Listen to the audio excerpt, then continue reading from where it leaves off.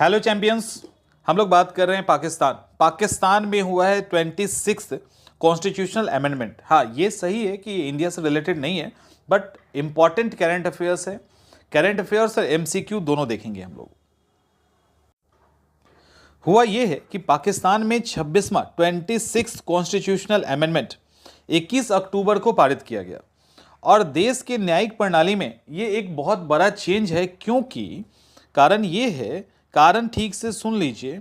कारण ये है कि चीफ जस्टिस का जो टेन्योर है, कार्यकाल है, उसको अब 3 साल के लिए लिमिट कर दिया गया है। यानी 3 साल तक के लिए ही चीफ जस्टिस रहेंगे और उनकी नियुक्ति में भी सरकार का इंटरफेयर बढ़ गया है, क्योंकि नियम ये लाया गया है कि 3 जो वरिष्ठतम जज होंगे, जो सीनियर मोस्ट 3 जज होंगे, उसमें से किसी एक की नियुक्ति करने के लिए 12 लोगों की एक कमेटी बनाई जाएगी, जिसमें खुद चीफ जस्टिस, सर्वोच्च न्यायालय के 4 सीनियर मोस्ट जज, 2 सीनेटर और 2 नेशनल असेंबली के और 1 विपक्ष के सदस्य होंगे।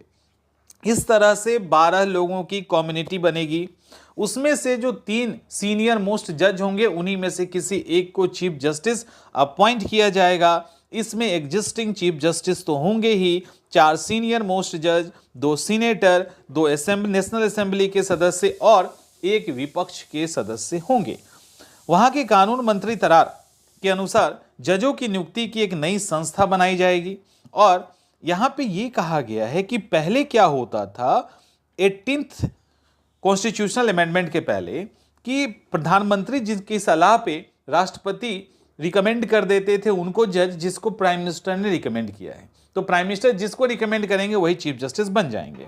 336 सदस्यों वाली नेशनल असेंबली में वोटिंग हुआ, 225 ने वोट किया, जरूरत था 224 का, एक वोट से ये पास हो गया, क्योंकि 2/3 मेजोरिटी चाहिए थी। और कमाल की बात यह है कि शनिवार को रात में 11:36 पे यह बैठक स्टार्ट होता है और सुबह 5 बजे, 5 घंटे के बाद सुबह 5 बजे यानी 21 तारीख को यह बिल पास होता है। आपको पता है अभी जो प्राइम मिनिस्टर हैं पाकिस्तान के, वो शहबाज शरीफ हैं। अब इससे रिलेटेड जो इंपॉर्टेंट क्वेश्चन है वो कर लेते हैं, ताकि एमसीक्यू से ये चीजें पूरी तरह से याद हो जाए। पाकिस्तान का मुख्य न्यायाधीश का कार्यकाल अब कितने साल का होगा?